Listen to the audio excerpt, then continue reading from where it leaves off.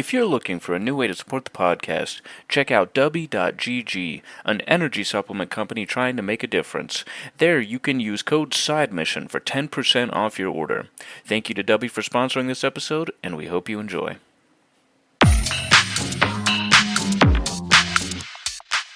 Welcome into the newest episode of Side Mission.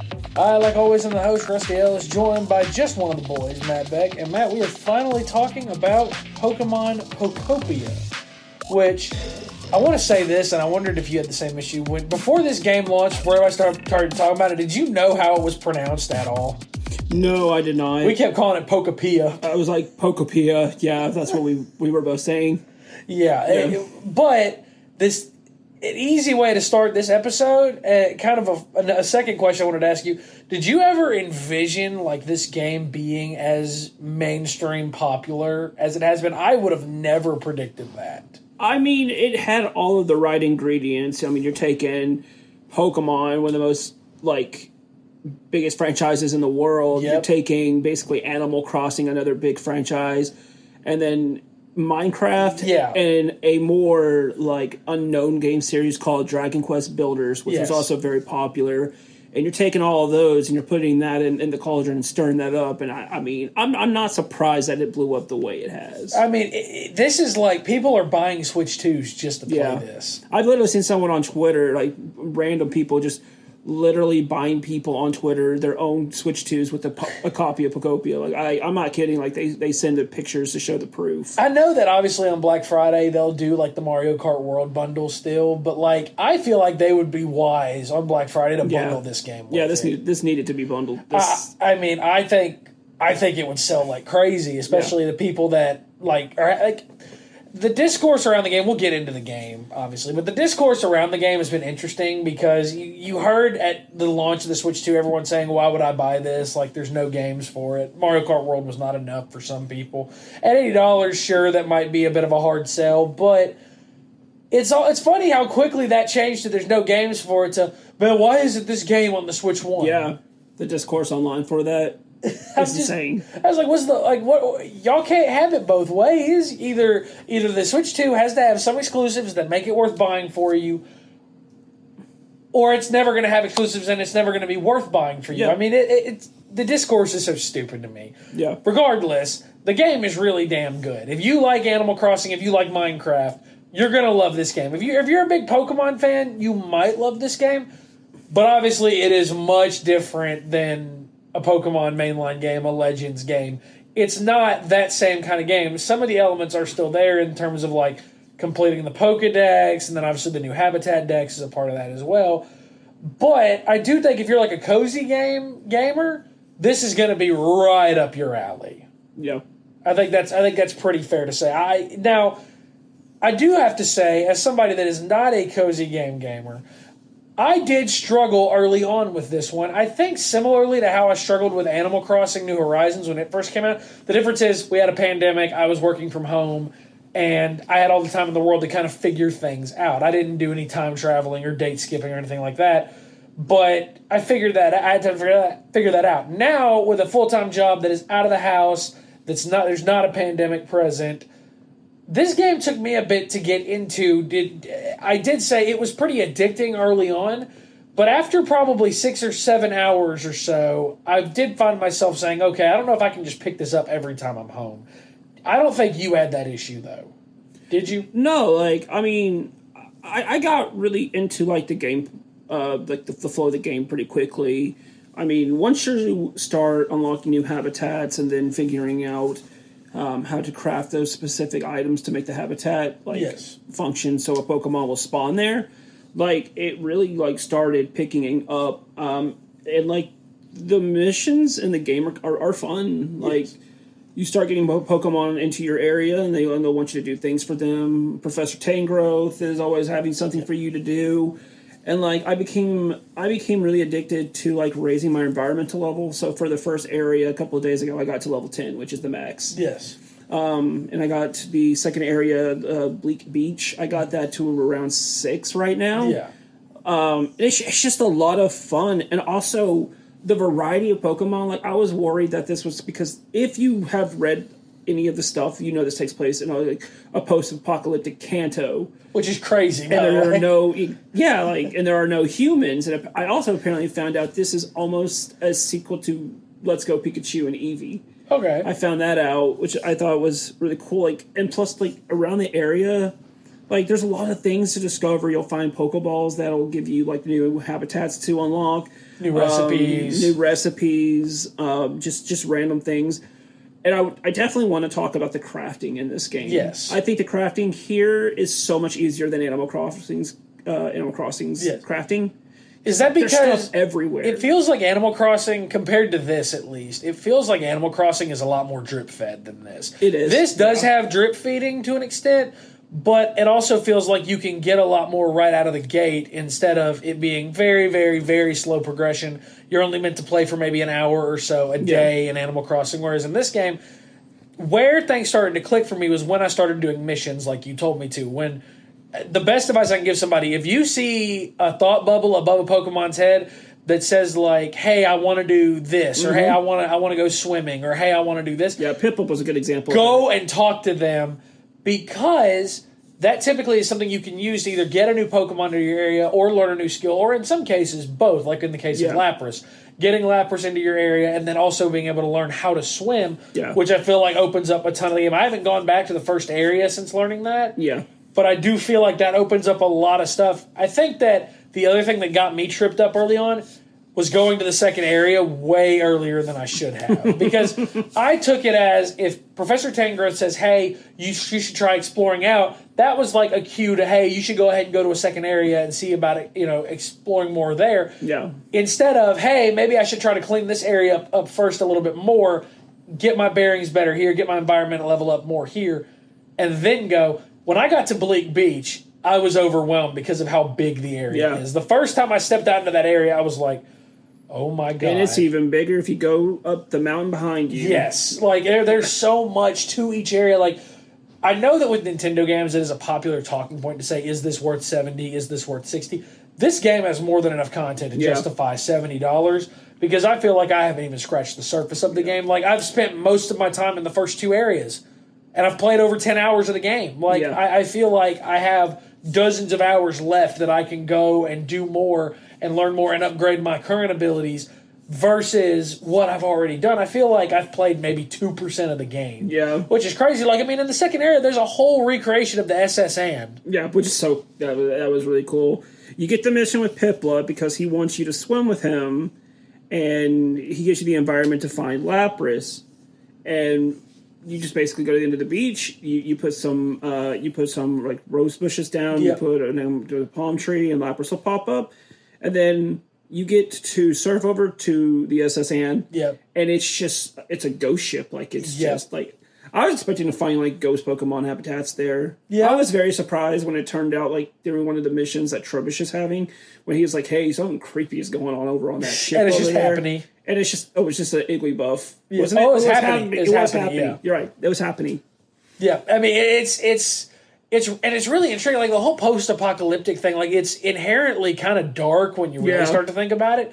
But it's so intriguing to go into these different rooms on the SSN, or to go into these different buildings or different structures and finding notes from an era where humans were around. It's almost kind of eerie. It's like you feel like you're walking on haunted ground almost. Yeah, the references that you can find. So when you find those relics, yes, and you take them to Tangrowth, you can get some really cool stuff. I found a couple of Kanto's gem badges. Yep. I found, if everyone remembers in Red and Blue, there's a character in Fuchsia City who is missing his dentures. Yep. And you have to find him so you can understand when he talks.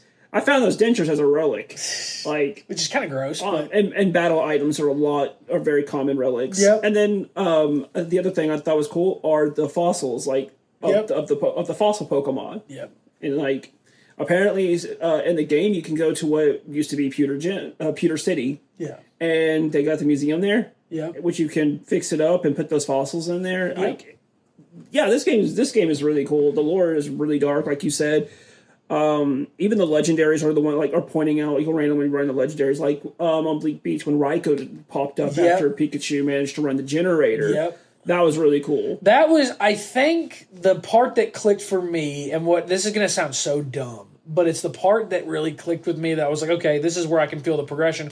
Honestly, it was when you told me to start building roads. Like, finish roads, finish bridges, finish all that. Because a lot of the second area, a lot of what makes it so intimidating is that it's kind of difficult before you get to Lapras. Yeah. It's kind of difficult to traverse it. Like, you kind of have a very small area that you can explore. You can get to the other areas, but Ditto obviously can't swim for that long. Yeah. So if you're in the water, if you're submerged in the water for too long, it'll respawn you back on the nearest piece of land that you just came from. But when you start to build those roads and build those bridges and you can get to everything easier, progression starts to really pick up. I thought the first real roadblock for me, and I feel like it's a roadblock for a lot of people, is going to be like getting the environment level in the first area up high enough. And to do so, you find Slowpoke, and he wants the area to be more humid and be more humid. Get it. And it's like, you do all this stuff to try to make it humid, and it's like, oh, yeah, like, you go and be like, oh, you've got 48 points of humidity. You go and do a lot, and you'll come back to Tangrowth, and they'll be like, all right, you've got 52 points of humidity. And it's like, I just did like an hour's worth of shit. Like, and I got 4 points for that. And then, but it's really cool how it ties all together because you end up having to go find Kyogre. Yeah. And that is how you ultimately are able to get the area more humid because you need it to rain. And all of that is really, really cool as well. I feel like the implementation of the different legendaries is really cool. Like, you've got Lugia flying above randomly, Ho-Oh flying above randomly. They drop feathers. Yeah. Still don't know what those are used for quite yet. They're crafting items, but you could also sell them like when you go inside the Pokemon Center. Yes. They're worth a lot of trade points. Which is good. And I think that the challenges ultimately are something that will keep someone that like really loves instant progression. Doing those challenges early on are what'll keep you going. Like just gathering stones or gathering twigs, gathering leaves, vines, gathering stuff like that, I think is what'll keep you going. I like it when games like this have like daily activities. Like the moment you log in, you have new items unlocked on the Pokemon Center's computer. Sometimes a lot of those are new crafting recipes, and then you get like new challenges every single day.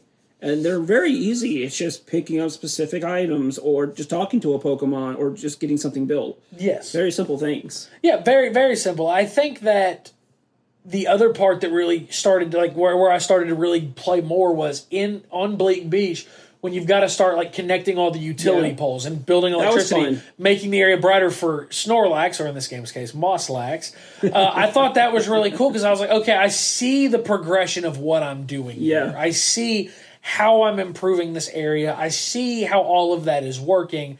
And now I feel like, okay, now I want to play some more. I actually, like, I got to a point like, okay, when nobody would spawn for me and when I wasn't getting any new missions, I did date skip at that point. I did move it forward a day to see if that would reset everything.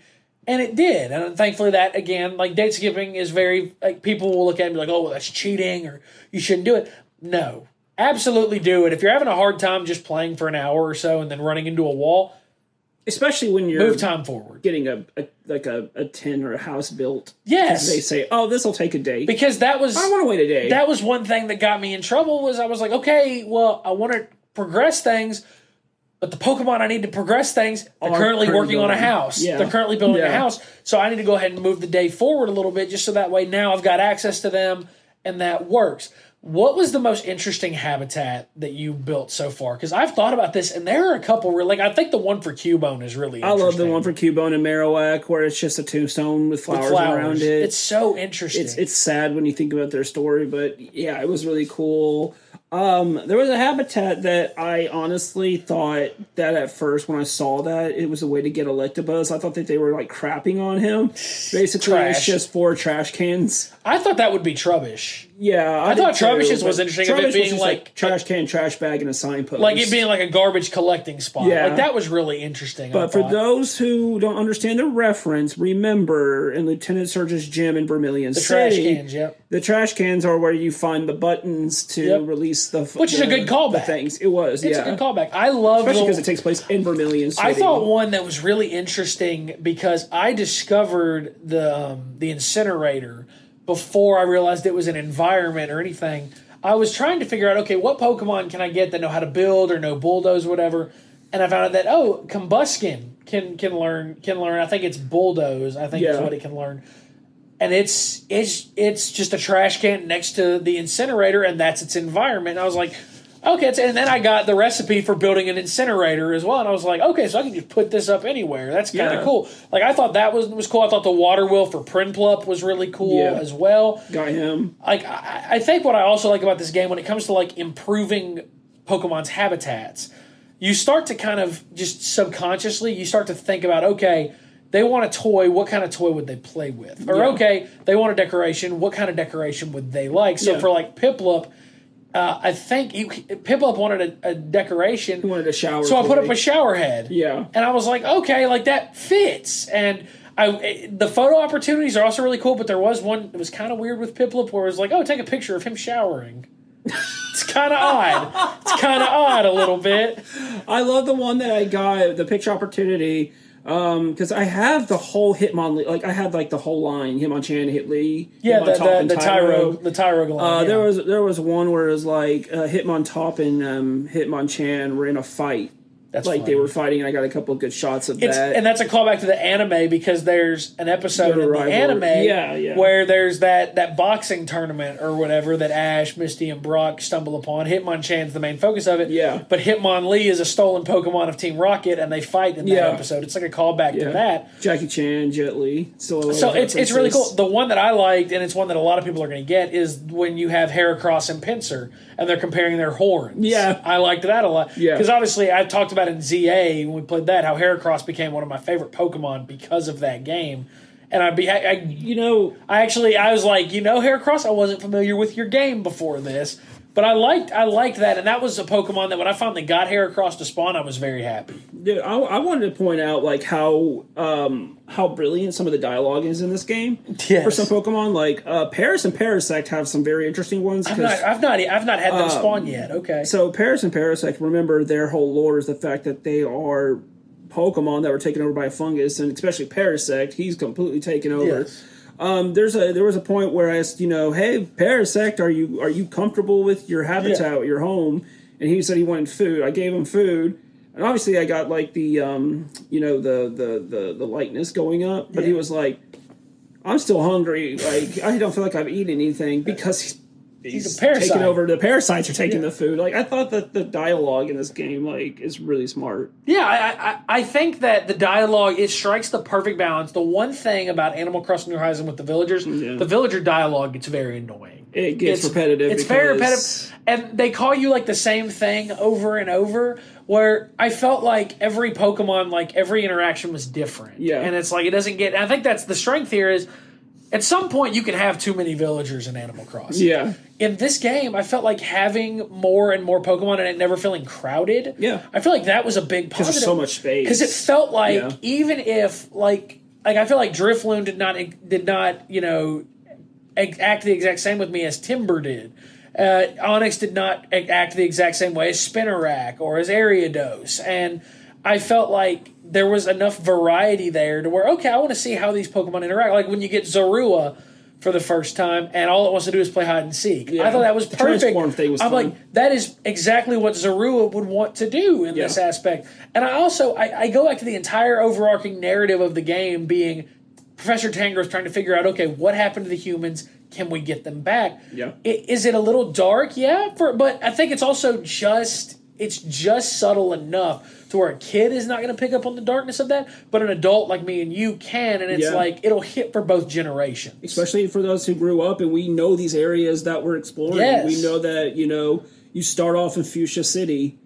Yeah. Then you go to Vermilion, and then I think Pewter is in this as well. Yep. I think Cerulean. I think there's like 5 different zones. I did hear about one of them being Powlet Town that you actually get to name it yourself. Which would be pretty cool. Yeah. I think that's like the last area. I also think that it's the variety of Pokemon as well. Like this is not just Gen 1. It's going all the way to Gen 9. Yeah, like, Sprigatito's in this game. Sprigatito's here, Armarouge and Ceruledge, or Cerulege are right here, Mimikyu's here, like Heracross, all of these Pokemon are here. Like Timber is here. Yep. Like there's so much variety in the Pokemon itself, and I feel like it'd be so easy in a game like this. Again, as essentially a quote unquote sequel to like the Let's Go games, it'd be easy to just rely on the original 151. but you don't have to do that. Like, I think that's really cool. I also, talking about habitats I liked, I know this is kind of going back to that. I love the habitat for Arcanine, or not Arcanine, for Growlithe. It being kind of like this like resort kind of, this like side resort where it's a plate of food, it's a palm tree, and then a campfire. Yeah. I liked that. I thought that was really unique and awesome, and it really got me, like, seeing all the new habitats is what will keep me coming back to this game. Yeah. And I think that's what you would say as well. Yeah, exactly. This game always has so much to do. You will not run out of activities. Like you said, if there's any game that would be $70, justifiably $70, it's this one. And it's been a system seller, too. It's been a system seller. I did not think when it was first revealed that it would be a system seller. Yeah. Like, I am impressed by what the Pokemon Company has done with this game. And I do think that if you're looking for something constant to play while you wait for Gen 10 as a Pokemon fan, I do feel like you should get a Switch 2 and you should play this. One, you should already have a Switch 2 because ZA plays better on there, Scarlet and Violet play better on there, Sword and Shield play better on there. Gale of Darkness on the GameCube. Gale of Darkness is on GameCube. Like, this is such a good time to be a Pokemon fan because of the Switch 2. Like, I feel like this is a home run, and I will not be surprised if at the end of the year we get to December and this is a Game of the Year finalist. I would be surprised. I'm not going to be surprised. It's the highest reviewed Game of the Year right now. And that's impressive. I mean, again, like, Resident Evil Requiem obviously broke Claire Obscure's record on Metacritic for the review score. Pokopia is going to be up there, though. It's going to be up there in the Game of the Year discussion, and I feel like if you tell me at the end of the year this wins, I'm not going to have a problem with it. Like, I feel like this game also, the biggest difference between Animal Crossing and this, as for specifically New Horizons, is this game did not have the benefit of having lockdown be a thing. Did not have the benefit of a pandemic causing everything to shut down. This game has been popular. Everybody is still going to work, and life is relatively normal right now. Yeah. And people are playing this game. The one advice I'd give, because I want to hear what advice you would give a new player on this game. The one piece of advice I would give, do not get overwhelmed, or I guess don't get intimidated. Don't get self-conscious of what other people are doing, because there are streamers, there are people that this is all they're playing right now. They're making incredible things. Like, there are people that are completely rebuilt, like making giant malls, like Pewter City, and like there. I don't know if you saw this. There was a video I meant to share it to the group chat. Somebody rebuilt RPD. Raccoon City Police Department. They built an entire scale replica of it. And I like that stuff is so cool, but it would be so easy to get intimidated and self-conscious in what you're able to do and what you're willing to do. Just focus on having fun and building your world the way you want to build it. That's the advice I would give. What would you say? No, I feel the same way, because there's not a lot in this game that I feel is complicated, because even the crafting system is simple. Yes. But it's what you said, because I personally have been on Twitter and I've seen what these streamers and what these people have been making. And what people who are like, these are their games, like people like Cozy Gamers. This is what they do. It's so easy to be like, man, I'm not doing anything close to that. And it kind of like walls you off. Yeah, like all my Pokemon live outdoors. Like, I don't think I moved to one. Oh, that's not true. Not Mimikyu, but Pikachu. Where they gave him a different name. Yeah. Because he doesn't have that electric ability at the start. Pelchu. Yeah. He has a house, and so does Arua. So I actually have them rooming in the same house. Oh, you do? I have them because I was sitting there. I was like, I feel like these two would get along. And that's the other thing I like is like I'm sitting here thinking, okay, if I'm going to build houses and I'm going to house multiple Pokemon, who would want to be in the same house? I was actually considering the first area, because I have the majority of like the 3 starter main lines. I was thinking about giving like the big houses and put the Charizard line in one house, the Venusaur line in a house, like that'd be cool. Blastoise line in a house, like that would be cool. And it's like that, Pokemon Big Brother. Like the four Pokemon houses, like those may take a day to make, but again, if you date skip, it's done instantly. But even if you don't, like a lot of the smaller houses don't take a day to make. A lot of them, like the ones that can house 2. Those take like maybe 30 minutes to an hour, and there's a lot that you can go do to kind of just waste time in the meantime. I'm trying to think, like, the one Pokemon that doesn't have a house yet, or doesn't have a home yet, I feel bad. It's Smeargle. That's for me, too. Or Smearguru, I guess his name is in the game. I thought he technically already had his own house, that little area where you find him in on... I'm building him a house right now. Because when I go and I look at the environment level, he's the only one that doesn't have a house, and I'm like, okay, if I want to get my environment level up, I need to get him a house. Even if he's iffy, I can help from there, but I need to give him a home first. Yeah. But it's such a unique, interesting game. It takes elements from Pokemon, from Minecraft, from Dragon Quest Builders, from Animal Crossing, and it takes all this stuff and it combines it so perfectly that I couldn't see giving this game less than a 9. Yeah, same. I genuinely, I feel like if you're giving the game less than a 9, I genuinely think that either the game is not for you or it hadn't clicked with you yet and you need to spend some more time with it. But I do feel like if you give this game a 10, I could see an argument for 10. The only real flaw that I have with it, I wish that things were a little bit more clear in the terms of like, oh, this person wants decoration and they want something that's shiny. Like, okay, well, what does that mean? I use Google. Sarah B has been getting a workout from me in terms of searching stuff. Yeah, Sarah B's been a big help when it comes to that stuff, when those finding the specific furniture that they like. Like, for example, Axu wanted... you have Axu. I don't have that yet. Yeah, Axu, he wanted comfort, like a bed, whatever. Yeah. But he also wanted it to be, like, rich. Yep. So I ended up giving him a chic sofa. That's cool. what it worked. That's cool. Chic is apparently... Have you seen... There is a habitat where it's like a gamer's bedroom.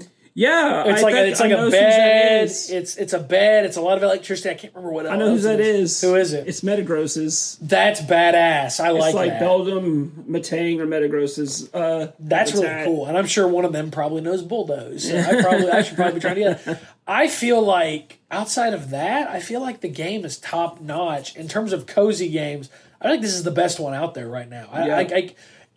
We always, you look back on cozy games and the ones that stick out, I think, are New Horizon. I think Stardew Valley sticks out. I think the Story of Seasons games really stick out. Even the Sims. The Sims games as well. Those are the games that people know. I think this is that next heavy hitter in that genre. And I think it's impressive in 2026 that we're still finding ways to innovate it. Yeah. Yeah, I also want to praise the animation on the Pokemon, like just when they're frolicking around or interacting with each other. Like, they actually took the time and attention to do it, and it's not just like still, just not really moving or anything like that. But like, when they get angry, you can tell they're mad, you can tell they're sad, you can tell something's wrong. I think they did a really good job. I think so too. I think that if you are looking for a reason to pick up a Switch 2 and you don't have a reason, if Mario Kart World and Donkey Kong Bonanza and Legends EA and Age of Imprisonment, Kirby Air Riders, which we've played a lot more of recently, if those are not enough for you, you need to pick it up for Pokopia. I agree. So that is going to do it for this episode of Side Mission. You can follow us on Twitter at Side Mission Podcast or Side Mission Pod. You can follow us on Facebook at Side Mission Podcast. So for Matt, I'm Rusty. Thanks for listening.